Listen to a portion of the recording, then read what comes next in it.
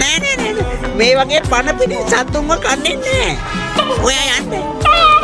ඉක්මන් කරලා පියාඹලා ඈතට යන්න. ඔයාට පියාඹන්න බැයිද පැටියෝ? මට වැරදුණා. අනේ මෙයාට පුංචි උරතලෙක් ඉන්නවා වගේ. පිස්සුද? ඔයගේ මොලේ නරක් වෙලාද? ආ කො මෙයා නම් හරි සරා අම්මා කෙනෙක් වගේ.